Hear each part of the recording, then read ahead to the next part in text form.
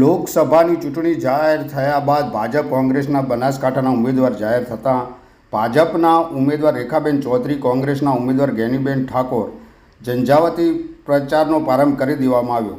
હાલ બંને પક્ષના ઉમેદવારો ગામડા ખૂંદી રહ્યા છે, ત્યારે ભાભર તાલુકો કોંગ્રેસનો ગઢ ગણવામાં આવે છે. ભાજપના ઉમેદવારની સભા ભાભરના બેડા ગામે રાખવામાં આવતા આજુબાજુના ગામોના લોકો ના આવતા સભામાં પાકી હાજરી જોવા મળી હતી.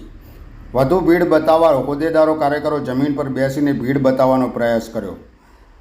આ સભામાં બાળકોની સંખ્યા વધુ જોવા મળી. ભીડ એકઠી ના થતાં ઉમેદવારો સહિત કાર્યકરો મૂંઝવણમાં મુકાયા. 5 મિનિટમાં જ સભા પૂર્ણ કરી નાખવામાં આવી. ભાભર તાલુકામાં ભાજપના ઉમેદવાર રેખાબેન ચૌધરીને મોડો પ્રતિસાદ મળી રહ્યો છે, જ્યારે કોંગ્રેસના ઉમેદવાર ગેનીબેન ઠાકોરને મળી રહ્યું છે જનસમર્થન. ગેનીબેનના જનસમર્થનમાં ભીડનો જમાવડો જોવા મળી રહ્યો છે. લોકમુખેથી ચર્ચાઓ થવા લાગી છે કે બનાસની બેન આવે છે. હવે જોવાનું કે મતદારો બનાસની બેનને તાજ પહેરાવે છે કે બનાસની દીકરીને.